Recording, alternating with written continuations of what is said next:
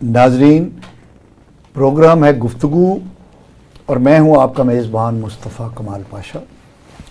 जैसा कि आप जानते हैं कि इस प्रोग्राम में हम चुनिंदा किस्म के अफराद को अपने साथ आपके लिए गुफ्तगू करने की दावत देते हैं।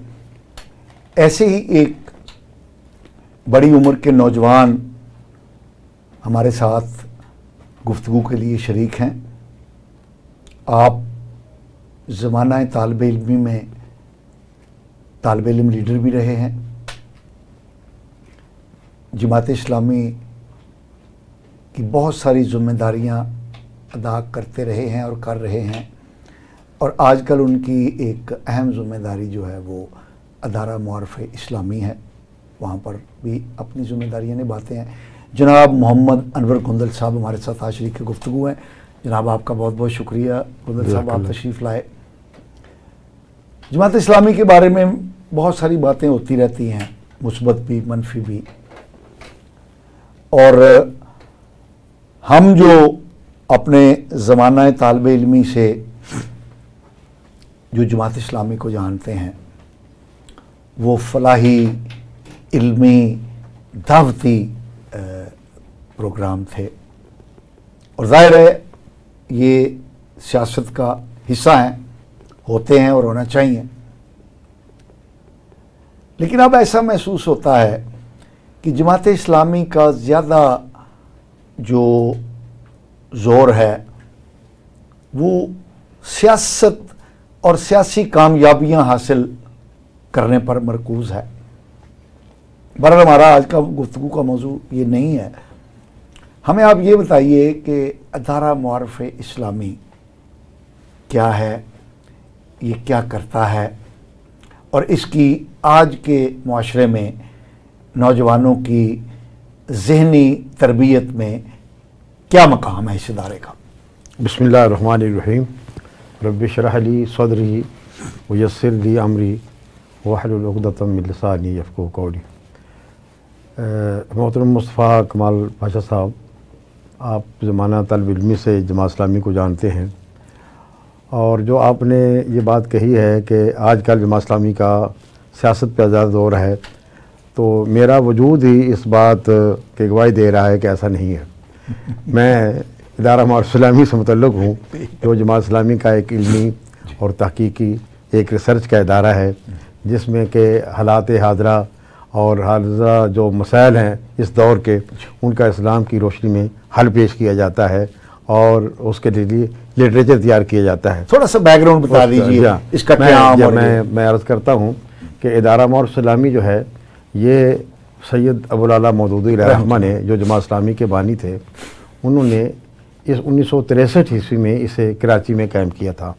और मौलाना ने जब ये समझा कि जमात इस्लामी चूँकि क़याम पाकिस्तान से पहले वजूद में आ गई थी, 26 अगस्त 1941 को जमात इस्लामी इसी लाहौर शहर में उसकी बुनियाद रखी गई थी। इछरे में नहीं, बल्कि इस्लामिया पार्क में, इस्लामिया पार्क लाहौर में, पुरश रोड पर इस्लामिया पार्क है ना, वहाँ मस्जिद रियाज है, वहाँ के 75 अफराद पर मुश्तमिल ये जमात इस्लामी जो है 26 अगस्त 1941 को ये बनी। जमात इस्लामी का काम आहिस्ता आहिस्ता, उसके बाद मौलाना पठानकोट चले गए, फिर वापस आए। अल्लामा इकबाल के कहने पर वो यहाँ आपको पता ही है 1963 में अदारा मुआरफ़े इस्लामी ने जब ये महसूस किया कि जमात इस्लामी का काम वो वसत पजीर है, सियासी मैदान में चल रहा है, हिंद खलक के में जो है वो काम है, और दूसरे मज़दूरों में काम शुरू हो गया है, डॉक्टर इंजीनियर मुख्तलिफ फ़ोरम बनते चले जा रहे हैं, कहीं ये इल्मी काम जो है वो जो पहले मैं तनहा कर रहा हूँ कहीं ये तिशना न रह जाए। तो मौलाना ने इस लिहाज से एक ये इल्मी और तहकीकी इदारा मुआरफ़े इस्लामी कायम किया, और वो खुद ही उनको चेयरमैन उसके वो बनाए गए, और प्रोफेसर खुर्शीद ज़रजा साहब एक बहुत स्कॉलर जो है वो उसके सेक्रेटरी जनरल जो है बने, और इस इदारे का मौलाना मुंतखबुल हक और इस मौलाना नदवी साहब जो हैं उनको उलमाए कराम को मौलाना ने साथ में लाया, और यूँ ये जो है इदारे का काम जो शुरू हुआ। रुक जाए, कितनी खूबसूरत बात कही कि इदारा मुआरफ़े इस्लामी तालीम और तहकीक के लिए कायम किया गया, उलमा को इकट्ठा किया गया, और प्रोफेसर खुर्शीद साहब जैसे नाबगैर रोजगार किस्म के नौजवानों को, ज़ाहिर उस वक्त वो नौजवान थे, उनको वहाँ पर जनरल सेक्रेटरी के तौर पे लगाया गया। मैं नाजरीन को चलते चलते बता दूं कि सिविल CSS के जो इम्तहान की तैयारी के लिए जो प्रिस्क्राइब्ड सिलेबस है उसके अंदर जो इस्लामियात के लिए सबसे मौकर और मौसर तरीन किताब सजेस्ट की जाती है दीनियात, वो प्रोफेसर खुर्शीद अहमद की मुरतब करता है। अच्छा, यानी ये इतना बड़ा मकाम है। मुझे अब ये बताइए कि 1963 के बाद 2024 तक कोई इस लेवल का और इदारा जमात इस्लामी ने कायम किया? देखिए, जब ये इदारा कायम हो गया तो बल्कि इसी इदारे की बाद में ढाका में मशरक़ी पाकिस्तान के अंदर भी इसकी एक शाख बनाई गई। और जरा मैं इसकी तरफ करूँ फिर और चलते हैं। जब 1978 या 1979 के अवैल में मौलाना सैयद अबुल आला मौदूदी रहमा को शाह फैसल अवार्ड से नवाजा गया जी। और ये पहला शाह फैसल अवार्ड था जो शुरू हुआ, और उन्होंने जिस शख्सियत का इंतखाब किया पूरे आलमी इस्लाम में। इस पर मैं अपने नाजरीन को चंद फिक्रे बता दूं। अच्छा। नाजरीन, आपको पता है कि हमारे जो अरब भाई हैं वो दीन के मामले में, कुरान के मामले में, इस्लाम के मामले में और अपनी जुबान के मामले में बहुत हसास हैं, और वो ये समझते हैं कि अल्लाह ताला ने अपना कलाम जो है, अपना दीन जो है, अपनी रिसालत जो है मुकम्मल करने के लिए उनकी जुबान को चुना, उनके खिते को चुना, तो इसलिए वो इस बात पर बहुत ज्यादा अतराते हैं और वो गैर अरब को अजमी कहते हैं और बहुत ज्यादा लिफ्ट नहीं कराते। लेकिन आप ये देखिए कि उन्होंने जब ये अवार्ड कायम किया तो उसके लिए सबसे पहले जिस शख्सियत को चुना वो अजमी थी, मौलाना मौदूदी रहमतुल्लाह अलैह। तो आप इससे अंदाजा लगा सकते हैं कि मौलाना का दीन, इस्लाम, तहरीक के अंदर दुनिया भर में कितना बड़ा मकाम होगा कि अरब ने भी एक अजमी को ये दिया। जी, आगे बढ़िए। नहीं, आप किसी अरब मुल्क को चले जाइए ना, अगर आप ये कि ये पाकिस्तानी है तो सबसे पहले वो सवाल ये करेंगे, आप मौलाना मौदूदी को जानते हैं? मौदूदी, क्या बात। तो ये उनका मकाम मर्तबा है। मैं एक इस बात पर बता दूं, वैसे तो ये मेहमान का वक्त होता है, लेकिन नाज़रीन, हम जब इस्लामाबाद में इस्लामी यूनिवर्सिटी में पढ़ते थे तो वहाँ पर शेख अब्दुल्ला अज़ाम जो अल-कायदा के बानी थे, नहीं अल-कायदा के नहीं बानी, वो फ़लस्तीन के वहाँ थे, उनको अल-कायदा तो बहुत बाद में अब बनी है, अल-कायदा नहीं है उनको कह सकते। वो एक मुजाहिद लीडर थे फ़लस्तीन के जिहाद में, बड़ी किताबें CIA की अच्छा जो वेबसाइट है उसको 23 सफ़ात पर मुश्तमिल शेख अब्दुल्ला अज़ाम का तारुफ दिया गया है। अच्छा। और आम तौर पे तो हम समझते हैं ना कि अल-कायदा और ये तालिबान नहीं, वो जो शहीद हो गए जिनको अमेरिकनों ने उसामा बिन लादेन, हाँ, तो उसामा बिन लादेन को दीन की तरफ, तहरीक की तरफ लाने का सेहरा भी शेख अब्दुल्ला अज़ाम के सर है, और उसामा बिन लादेन को जहाद अफगानिस्तान से मुतारफ कराने का सेहरा भी उन्हीं के साथ शामिल है। ये बिल्कुल ठीक है। बहरहाल ये ठीक है।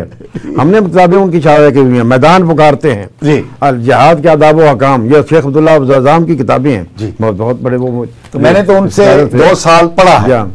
तो शेख अब्दुल्ला अज़ाम साहब जब किसी नौजवान से मिलते थे जी, और वो नौजवान दीनी बातें करता था तो वो फौरन उनसे पूछते थे, हल अंत तारिफ अल मौदूदी, अल्लाह, क्या तुम मौदूदी को जानते हो?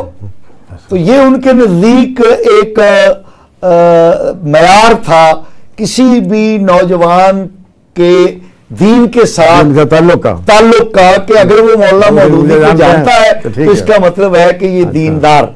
और शेख अब्दुल्ला अज़ाम रहमतुल्लाह अलैह के बारे में हम साथी ये कहा करते थे कि हदीस में भी ये आया है कि मोमिन की पहचान ये है जी कि उसको देख के अगर आखिरत याद आए तो इसका मतलब ये है कि वो मोमिन है। और हम अपने तालिब इल्म दोस्त मजाक में कहा करते थे कि शेख अब्दुल्ला अज़ाम सहाबा कराम के दौर की कोई भूली भटकी रूह है। अल्लाह अल्लाह, ऐसे ही है। यानी वो तहरीक में, जहाद में ऐसे ही है। इतने ज्यादा, जी हाँ। यानी उन्होंने 2 PhD की थी। अल्लाह, ये आपको सुन के हैरानगी होगी। एक PhD उन्होंने इंग्लैंड से की थी और एक जामिया अल अज़हर से की थी। ऐसे ही है। तो बड़ी शख्सियत है जी। तो आप उनका कर रहे थे कि अरब, मैं बता रहा हूँ अरबों के जो जज्बा लिया था वो शेख अहमद यासीन, एक नाबीना आदमी, एक पाक आदमी, हमास के बानी थे शेख अहमद यासीन। क्या बात है जी, अल्लाह ताला ने क्या जज्बा उनको दिया था। तो मैं ये बात कर रहा था कि ढाका में भी कायम हो गया। जब मौलाना को शाह फैसल अवार्ड मिला तो मौलाना की ये ख्वाहिश थी कि लाहौर में, मैं जो खुद रहता हूँ, तो यहाँ भी ये इदारा कायम होना चाहिए। लेकिन काम चलता रहा, ना वक्त मिला। जब शाह फैसल अवार्ड मिला तो मौलाना ने कहा कि ये मुझे इस्लाम की खिदमत के लिए मिला है, मैं इसे इस्लाम की खिदमत ही के लिए वक्फ करता हूँ। चुनाचे इससे लाहौर के अंदर काम का आगाज़ हो गया। हमने 1980 में भी वो सारी रकम जो थी, हाँ जी हाँ, वो दे दी लाहौर के। और वो रकम बताएं कितनी थी? वो उस वक्त तो 2000 रियाल थे, इतने थे, ज्यादा नहीं थी। 30 लाख रुपए पाकिस्तानी, बस इतने था, इतने 2000 रियाल कितने बनते हैं। अच्छा, अब ये बात जो है ना जहाँ लाहौर में, लेकिन इसमें बाकायदा काम जो है ना जी, मौलाना की वफात के बाद, मौलाना की वफात 22 सितंबर 1979 को हुई है। और उसके बाद दिसंबर के अंदर मौलाना के बाद फिर मियाँ तुफैल मोहम्मद साहब इदारा मौत इस्लामी के चेयरमैन बन गए इदारा। तो वहाँ मीटिंग कराची में हुई और वहाँ भी तय हुआ कि अब मौलाना की ख्वाहिश के मुताबिक हमें लाहौर में इस काम का आगाज़ कर देना चाहिए। चुनांचे ये तय हुआ मियाँ तुफैल साहब ने, नहीं 1 जनवरी को यहाँ लाहौर में दफ्तर खुल जाना चाहिए। अच्छा, ये बात दिसंबर कराची में मीटिंग हुई तो वहाँ ये बात तय हो गई दिसंबर। मैं यहाँ अपना इसलिए जिक्र करना चाहता हूँ, पहले मैं कर चुका हूँ कि वहाँ मौला खलील अहमद हामदी, अल उस्ताद खलील अहमदी साहब, अल्लाह ताला करी रहमत, बहुत बड़े आदमी, क्या बड़ी शख्सियत थे। अरबी बोलते थे तो अरब लोग सुनते थे, हैं ये अरबी है या अजमी है, क्या बात। तो अल उस्ताद खलील अहमद साहब को डायरेक्टर मुकर्रर किया। अच्छा, मियाँ तुफैल मोहम्मद साहब ने पूछा कि मौलाना आपने दारुल उलूमा चलाना है, बैरूनी दौरे करने हैं, तो आपका दफ्तर कौन खोल कर बैठेगा? अच्छा, शेख फ़कीर हुसैन साहब भी उस मीटिंग में मौजूद थे। ये नाज़िम मालियात मौलाना मौदूदी के शुरू चले आ रहे थे। अच्छा, उन्होंने कहा कि ये मेरा नाम लिया, अनवर गोंदल क्या कर रहा है? मैं उस वक्त जमात इस्लामी सूबा पंजाब का शोबा नशरात का सेक्रेटरी था, सूबा पंजाब के मौलाना फतेह मोहम्मद साहब के साथ, मरहूम के साथ। तो उनके जो मौलाना फतेह मोहम्मद साहब थे, पिंडी के सॉरी, अच्छा, वो पंजाब के अमीर थे ना, उनके साथ। तो वो उस वक्त ज़ियाउल हक ने कुछ देर के लिए जमातों पर पाबंदी ऐद कर दी थी, ये वो दौर था। अच्छा, बिल्कुल। तो उन्होंने कहा तो जमात पाबंदी क्या काम है, तो उसको अनवर गोंदल क्या कर उन्होंने कहा, वो मियाँ साहब ने कहा वो तो नौजवान हमारा देखा वाला है जी। तो मेरी भाई उन्होंने मंजूरी दे दी। मौलाना खलील अहमदी साहब यहाँ आए तो मुझे उन्होंने कहा कि हमने आपके बारे में फैसला किया। मैंने कहा मुझे पता चल गया है, तो फिर क्या ख्याल है? उन्होंने कहा मैंने एमए कर लिया है, तो मेरा ख्याल मैं लेक्चरशिप इख्तियार कर लूँ। मौलाना खलील अहमदी साहब कहने लगे, अनवर ये बताओ कि डॉक्टर फॉर्म में चले गए हैं, इंजीनियर फॉर्म में चले गए हैं, तो जमात का काम कौन करेगा? मैंने कहा मौलाना इसके बाद मैं पीछे मुड़कर नहीं देखूँ, आज के बाद मैं पीछे मुड़कर नहीं देखूँगा। मौलाना ने उसी रात मुझे एक लेटर पकड़ाया कि ये इदारा मौत इस्लामी का नाज़िम दफ्तर है और 1000 पैसे मानना मिला करेगा। मैं गैर शादीशुदा था, मेरे लिए 1000 भी काफ़ी थे। अल्लाह अकबर। तो ये इसकी इब्तिदा है। मैं 2-3 कुर्सियाँ खरीद के लेकर आया। आजकल जहाँ ऑपरेशन थिएटर है मंसूरा अस्पताल का, वहाँ मैंने शुरू किया। आजकल इदारा मौत इस्लामी ये जो जहाँ मंसूरा अस्पताल है ना, और ये इदारा मौत इस्लामी जहाँ कायम है, ये असल में स्टूडियो था, सनाई स्टूडियो था।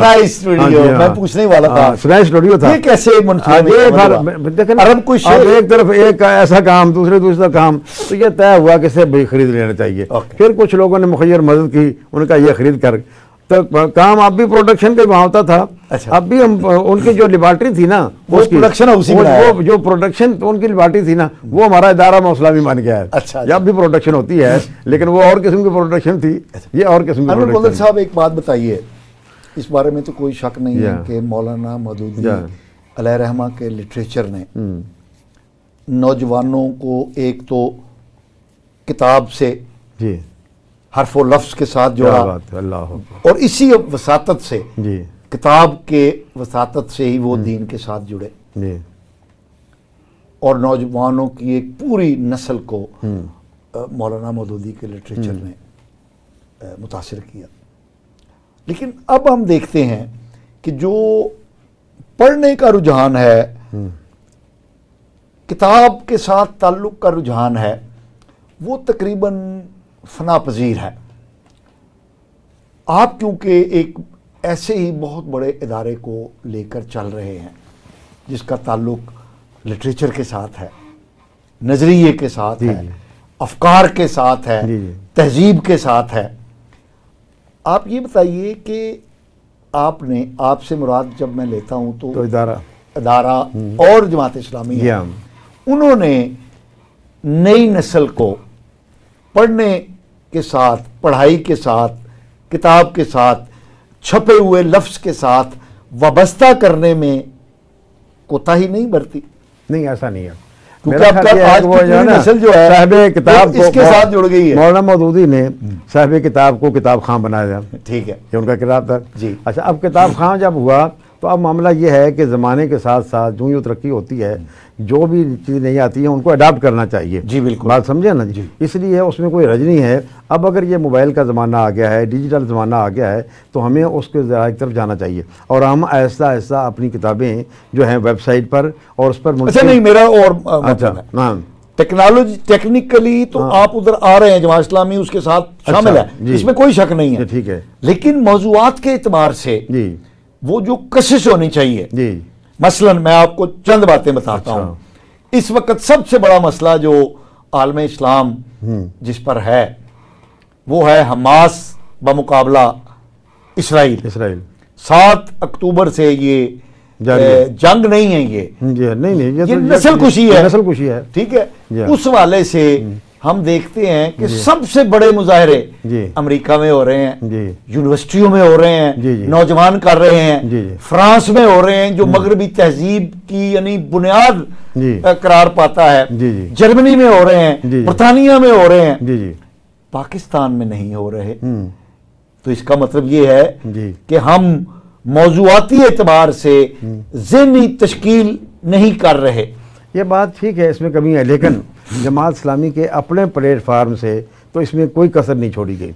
जितने मुजाहरे यहाँ हुए हैं या जितने भी हमने अक्सा मार्च किए हैं वो सब जमात इस्लामी ने किए हैं। वो आपकी बात बिल्कुल दुरुस्त है, बहुत बड़े किए हैं। अनवर गोंदल साहब बहुत दुरुस्त कहा, आप सही कह रहे हैं, लेकिन मैं उस दौर की बात कर रहा हूं। मैं चाहता हूं कि वो अब क्यों नहीं है कि जमात इस्लामी की आवाज पर शौकत इस्लाम का जो जुलूस निकला था, खत्म नबूवत के लिए जो तहरीक चली थी, PNA की जो तहरीक चली थी, निज़ाम मुस्तफ़ा की जो तहरीक चली थी, तो क्या देखते थे हम? देखिए अब वो नजर नहीं आ रहा। बात ठीक है।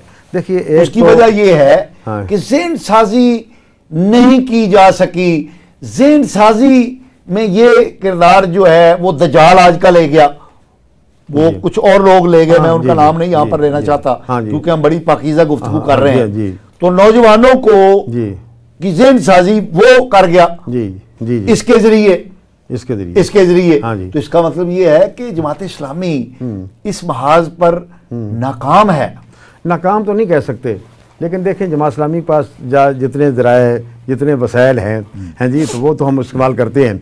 ये आपका भी तो स्पेशल TV स्टेशन है ना, ये भी तो इसी की तरफ एक कदम है। हमने एक ज़माने में जसारत अखबार निकाला, कुछ करा, ये अलग बात है कि हम उसमें बहुत आगे नहीं जा सके, लेकिन इस महाज को हमने खामोश नहीं होने दिया। जिस कदर भी हम इसमें तेल डाल सकते थे, इस चिराग को हमने रोशन रखा है और वो अब तक जो है चल रहा है। और गोंदल साहब जी, चिराग तो रोशन रखा हुआ है, लेकिन ये तो चिराग दरकार नहीं है ऐसे माहौल में। अलाव चाहिए, भड़कते हुए शोले उठने चाहिए फिक्री एतबार से। इस वक्त आलम इस्लाम को जो मसाइल दरपेश हैं, उस वाले से जमात इस्लामी लीडर का किरदार, फिक्री लीडर का किरदार अदा करने में नाकाम नजर आ रही है। नाजरीन, मोहम्मद अनवर गोंदल साहब से हमारी ये गुफ्तगू जारी रहेगी। हमें एक शॉर्ट ब्रेक के लिए कहा जा रहा है, हम शॉर्ट ब्रेक के बाद वापस आ रहे हैं, हमारे साथ रहिएगा। हम अपनी गुफ्तगू का आगाज यहीं से करेंगे।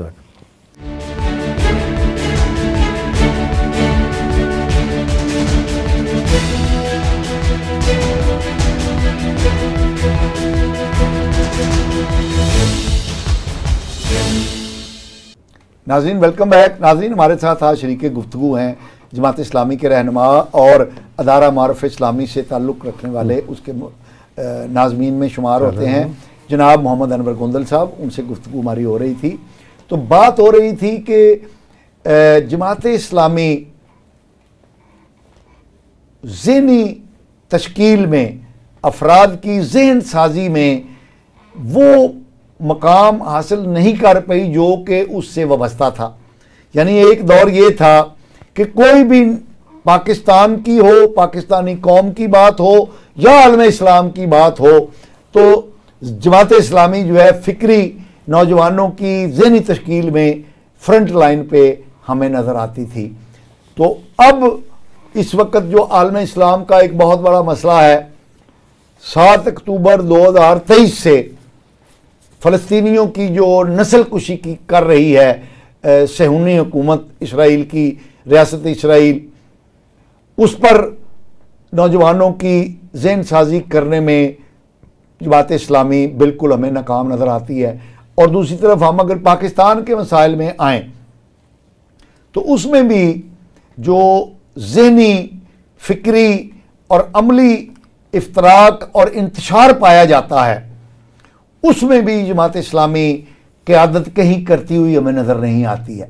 होना तो ये चाहिए कि पाकिस्तान इस वक्त जिन मसाइल का शिकार है, उन मसाइल की ना सिर्फ निशानदेही करने में बल्कि उसके लिए एक काबिल अमल, लाया अमल देने में कौम को, जमात इस्लामी को फ्रंट रो में होना चाहिए था। लेकिन अनफॉर्चुनेटली हमें ऐसा होता नज़र नहीं आ रहा है। तो आइए हम मोहम्मद अनवर गोंदल साहब से इस पर बातचीत अपनी जारी रखते हैं। मैं ज़रा इसमें से मैं आपसे इख्तलाफ करूँगा कि यह ठीक है कि वो मास जो मौलाना मौदूदी के दौर में था, एक बड़ी भारी भरकम शख्सियत, एक नज़रिए को लेकर चलने वाला, एक नई दावत फ़िक्र देने वाला, वो बात नहीं है।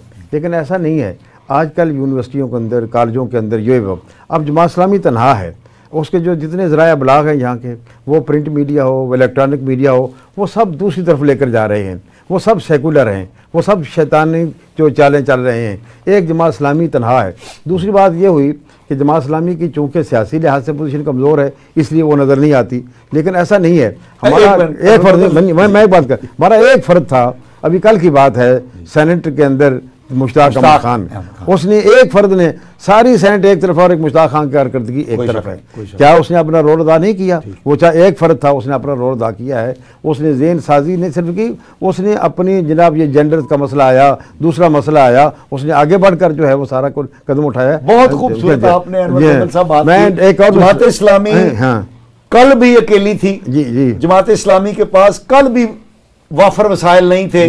जमात इस्लामी के खिलाफ कल भी बहुत सारी कुफ्तें थी, आज भी वैसा ही है। लेकिन जमात इस्लामी कल जो किरदार अदा करती रही है, आज वो किरदार नजर नहीं ऐसा क्यों नहीं? मतलब देखें, अब खत्म नबूवत की बहुत दूर की बात नहीं, ये खत्म नबूवत के मुजाहिदीन से एक मैं भी बैठा हूं। बिल्कुल, मैं वही कह रहा हूं। 1974 की हमने चलाई, तारीख चलाई, ये उलमाए किराम ये सब बाद में शामिल हुए थे। बिल्कुल, मैं 29 मई की, मेरा कोई पूरा मजमून है। आजकल जमात इस्लामी क़यादत के मंजर पर क्यों नजर नहीं आती? अब आ रही है, कोई ऐसी नहीं। हम कराची से ले आए हैं की असेंबली में भी मुझे याद है कि डॉक्टर मीर शहीद जैसे, क्यों नहीं, वो तो खैर जी, अब कितने बंदे थे? चार थे, वो 3 रह गए। ठीक है, तो उस वक्त भी जमात इस्लामी ने, हाँ क्यों नहीं, 73 दस्तूर बनाने के अंदर जमात इस्लामी ने कितना बड़ा किरदार अदा किया, बहुत बड़ा किरदार। तो फिर वली खान जैसे लोग वहाँ बैठे हुए थे, कितने सेकुलर, लेकिन नहीं। जब भुट्टो को देख ले, भुट्टो क्या था आप पता, जब पाकिस्तान का नाम का आया ना वहाँ, तो रिपब्लिक पाकिस्तान, ये वो इस्लामी जमहूरिया पाकिस्तान, अब इसमें बड़ी आके, लेकिन नहीं, प्रोफेसर गफूर वहाँ बैठा हुआ था, ये इस्लामी जमहूरिया पाकिस्तान होगा। तो मैं यही कह रहा हूँ, तादाद में उस वक्त भी हम कम थे, वसाइल में उस वक्त भी कम थे, लेकिन उस वक्त हम डेयरिंग और फ्रंट रो पे खेलते थे। आजकल क्यों नहीं है? नहीं ऐसा, मेरा ख्याल है ऐसा नहीं है। अब मैं मिसाल देता हूँ, हाफिज नईम रहमान साहब अमीर बने हैं कराची जैसे शहर के अंदर, उस शख्स ने इतना बड़ा किरदार अदा किया है कि बल्दियाती इंतखाब में वो जीता हुआ है। लेकिन जब उस किरदार से मेयर बनने की बारी आई, तो उस वक्त इतना आपने बुरा डिसीजन लिया कि इमरान खान के जाके दर पे खड़े हो गए। मैं ये समझता, हम इसी प्लेटफॉर्म पे बैठ के अनवर गोंदल साहब तजिए किया करते थे, अच्छा, कि कराची में जमात इस्लामी जो है वो स्वीप करेगी, और किया उसने, और उन्होंने किया। लेकिन जब सियासी फैसला करने की बारी आई, तो वो जाके इमरान खान से मदद तलब कर ली और उसका नतीजा ये निकला कि आप जमात इस्लामी अपना मेयर मुंतखब नहीं करा सकती। मैं यही कह रहा हूँ। नहीं देखें, बात सुनिए, अद्दी कुव्वत का मसला बन गया ना उस वक्त। अब देखें ना बात, वोट तो नहीं, अगर आप ना जाते बंदों को तोला खान के गिना करते हैं, तोला नहीं करते ना, तो क्या करे, वो गिनती पूरी करनी थी। अब उसके बाद चले गए, लेकिन उन्होंने हमारे साथ क्या किया है जी। और वाकई मैं इसमें शायद आपसे इत्तेफाक करता हूँ, लेकिन जमात इस्लामी की अपनी पॉलिसी है, हम जमात इस्लामी की पॉलिसी को लेकर चलते हैं। जो उस वक्त हालात थे उस वक्त उन्होंने उसके मुताबिक ठीक फैसला किया। अब देखें ना हमें, लेकिन उसके नताइज ठीक नहीं निकले। मैं अब देखें ना, अब हमारे मैं मेरी जाती राय, मतलब अब हमारे लोग कहते हैं इत्तेहाद, ऐसा नहीं है। जब हम कहते हैं कि इत्तेहाद ने नुकसान पहुंचाया, नहीं, इत्तेहाद ने कोई नुकसान नहीं पहुंचाया। इसका मतलब जब ये बात करते हैं, इसका मतलब मौलाना मौदूदी की नफी करते हैं। मौलाना मौदूदी ने इत्तेहाद किए, पर लोगों ने उस वक्त के हालात के साथ जो थे उन्हें किया वो बहुत अच्छे फैसले थे उस वक्त के दौर के। आज आप झंडा अपना निशान लेकर चले, ये बहुत अच्छी पॉलिसी है, लेकिन सियासत में दरवाजे तो बंद ना करें, नहीं होते दरवाजे बंद नहीं करने चाहिए, ना होने चाहिए। नबी पाक सल्लल्लाहु अलैहि वसल्लम ने कुफार से मुआहदे किए, यहूदियों से मुआहदे किए, जो उस वक्त की जरूरत थी, तो मुआहदा करना कोई बुराई नहीं है। जमात इस्लामी ने हर दौर के अंदर उन हालात के अंदर, हम शूरा की करारदादें मुरतब की हैं, 8 हिस्से मुरतब किए हैं शूरा के जो करारदादें थी। जब मैं उनको पढ़ता हूँ, मैं कहता हूँ उस वक्त के लिहाज से हमारे इन बुजुर्गों ने कैसे कैसे अच्छे फैसले किए। आज कोई बेशर उठ कोई नौजवान उठे और ये क्या इत्तेहादों के साथ है, ऐसा नहीं है। जो इसका मतलब हम नफी करते हैं। मसलन जब कौमी इत्तेहाद बना और सब कुछ बना, PNA बना, जो किसी ने आप जी वली खान के साथ बैठे हैं, मौलाना मौदूदी ने क्या अच्छी बात की। मौलाना कहा कि हमें गाड़ी में सवार है और पटरी पर जा रहे, रेलवे लाइन के ऊपर एक बड़ा सा पत्थर आ गया है। अब वो अकेला मुँह से तो नहीं हटाया जाता, ठीक है जी। अब ये जो पत्थर है हम सब ने मिलकर हटाना है। जब गाड़ी प्लेटफार्म पर पहुंचेगी सब अपनी अपनी मंजिल ले लेंगे। वाह क्या है, ये थी मौलाना मौदूदी की मिसाल। इसलिए जहाँ जहाँ जरूरत है वहाँ 77 की तहरीक में ऐसे ही हुआ। वो जो गाड़ी थी उसमें असगर खान जैसे सेकुलर, वली खान जैसे वो सब सारे शामिल थे, लेकिन उसने नाम क्या इख्तियार कर लिया, कौमी की तारीख। तो अगर जमात इस्लामी उस इत्तेहाद में ना होती, बिल्कुल नहीं होना था, ये तो नहीं होना था। तो ये अप्रोच बिल्कुल दुरुस्त थी, इत्तेहाद होना चाहिए। लेकिन लेकिन अब देखें, अब जो अब असल में हमारे लोग डिफरेंशिएट करते। एक है अपना झंडा अपना निशान, ठीक है, ये बिल्कुल ठीक है, अपना झंडा अपना निशान, अपनी शनाख्त होनी चाहिए, ठीक है। लेकिन इसी के साथ रखते हुए आप इसका एडजस्टमेंट तो कर सकते हैं, इत्तेहाद तो कर सकते हैं। अब देखें ना जमात इस्लामी ने इतने वोट बहुत सारे मिले हैं, लेकिन अगर कुछ सीटों पर हमने जरा फोकस किया होता चलो। अच्छा गोंदल साहब, एक बात बताइए कि अदारा मारिफ इस्लामी जो है वो ज़ाहिर है एक इल्मी इदारा है और दीनी मामलात पर। मैं तारीख़ के दानिशजू के तौर पर ये समझता हूँ कि इस वक्त इमीडिएटली अदारा मारिफ इस्लामी को ये मसला फ़लस्तीन, अल मलहमतुल उज़्मा जो आर्मागेडोन है, जिसका जिक्र तीनों मज़ाहिब के अंदर है, हमारी रिवायात में भी है, ग़ज़वा हिंद भी जिसको कहते हैं, बिल्कुल ऐसे, ठीक है। और क्रिश्चियंस जो हैं वो भी दीनी तौर पे समझते हैं second coming of Jesus Christ है, थर्ड टेम्पल की तामीर है। इन सारे मौज़ूआत पे मैं समझता हूँ कि हमें जहन साजी करनी चाहिए। अब हमें समझ क्यों नहीं आ रही कि ये जो रफ़ा के अंदर इसराइल कर रहा है, ये जो उसने जो एक अजाब नाफिज कर रखा है, ये एक तयशुदा मनसूबाबंदी के मुताबिक कर रहा है। हमें वो इसलिए समझ नहीं आ रही कि हमें पता नहीं है कि वो जो सहूनियत है, जो यहूदियत है, उनके अफकार के मुताबिक, उनके नज़रियात के मुताबिक ये क्या है, और वो बुनियादी तौर पे एक बहुत बड़ा दीनी फरीज़ा सर अंजाम दे रहे हैं फ़लस्तीनियों को कत्ल करके।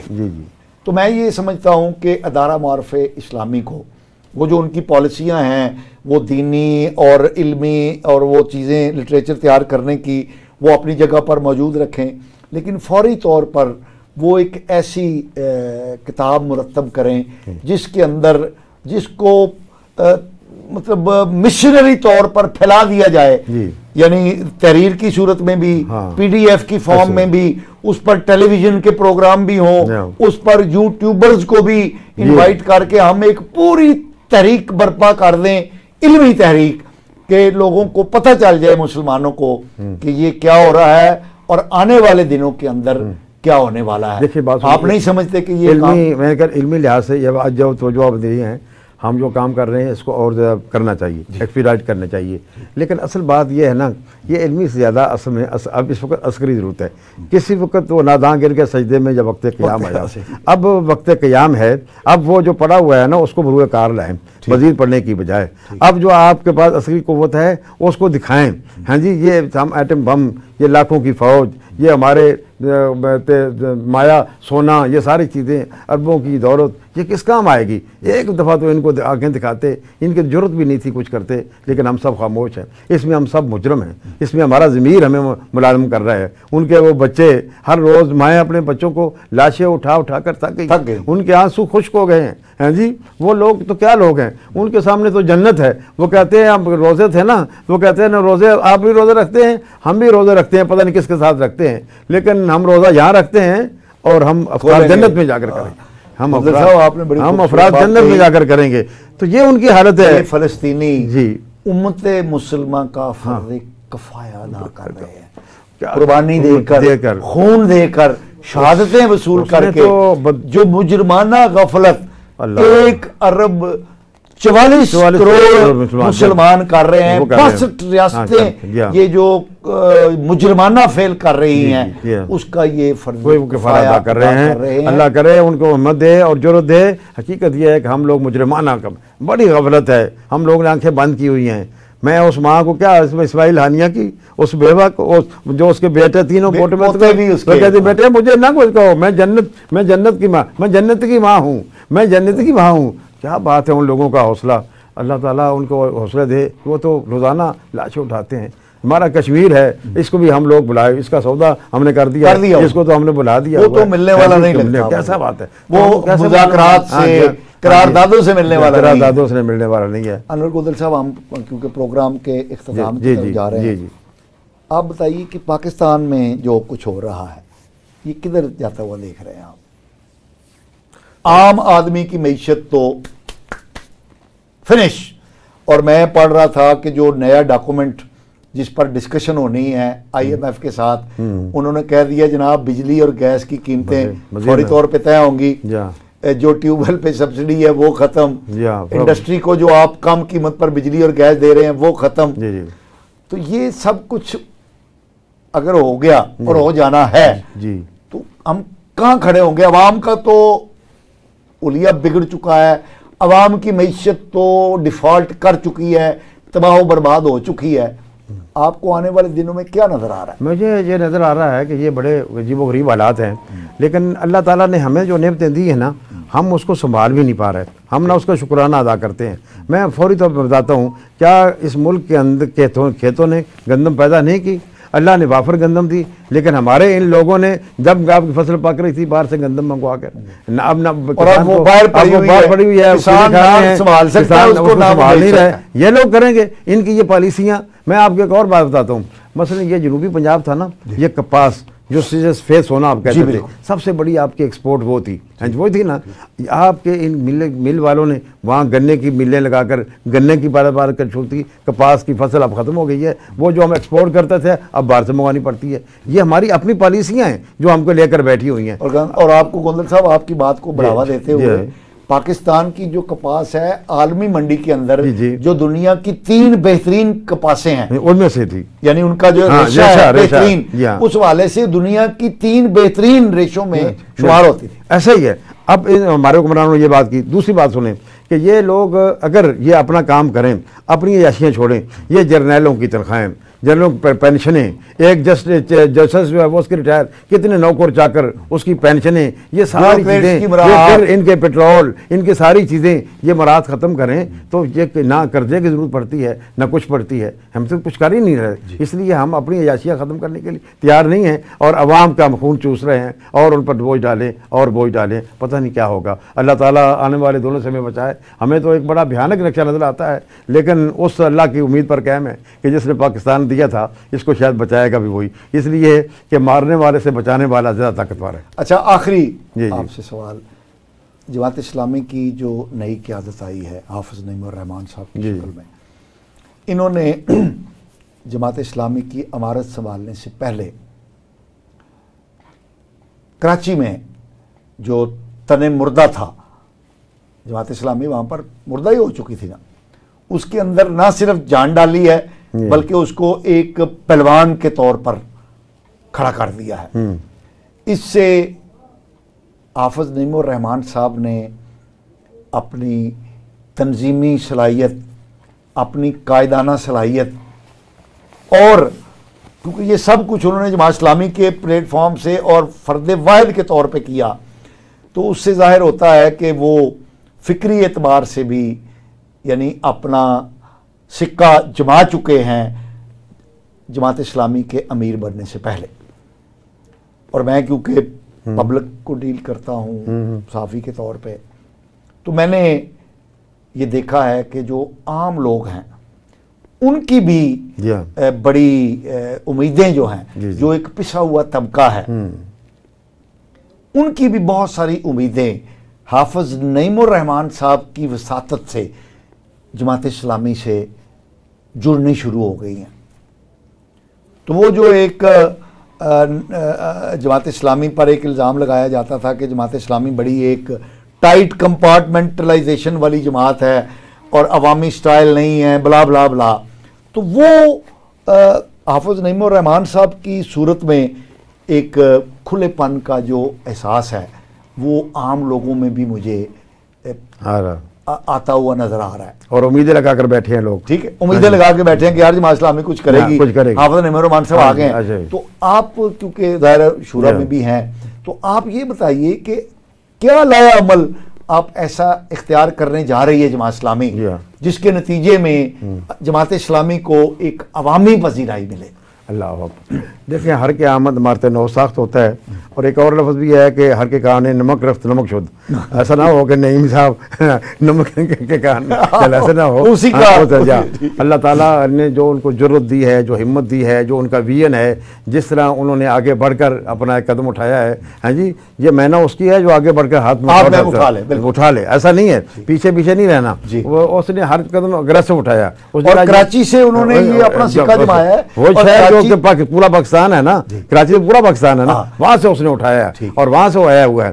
कुछ लोग कहते थे यार कराची से उसके ना उठाओ कराची, मैंने कहा जो कराची को संभाल सकता है वो पूरे मुल्क को भी संभाल सकता है। कराची जो है तहजीब के एतबार से, इल्म के एतबार से, माली एतबार से वो पाकिस्तान का एक बहुत बड़ा चेहरा है। बहुत ऐसी बात है, और उन लोगों को अगर इम्प्रेस करके आया तो इसका इंशाल्लाह हम तो बहुत अच्छी तवक्कुआत रखते हैं। और लोगों ने, अरकान ने भी उसको 80% वोट दिए, इतने बड़े वोट लेकर वो आया है। जमात इस्लामी ने तो अब अपना वजन डाल दिया है, अब उनका काम है। और इंशाअल्लाह ताला जैसे उनके अज़ाम हैं और जैसे कि वो एक मॉडर्न नज़र आते हैं, हैं जी, शक्ल शुबात के लिहाज से भी और वैसे भी वो इंजीनियर है, हैं जी, बहुत पढ़ा लिखा आदमी है। इंशाअल्लाह ताला वो सिर्फ जमात इस्लामी नहीं, ये इंशाअल्लाह ताला जमात पाकिस्तान और उम्मत मुस्लिमा के लिए इंशाअल्लाह एक लीडरशिप हम मुहैया करेंगे और जमात इस्लामी फिर वही नज़र आएगी जो कभी आपको नज़र आती थी इंशाअल्लाह। मोहम्मद अनवर गोंदल साहब, आपका बहुत बहुत शुक्रिया कि आपने मेरी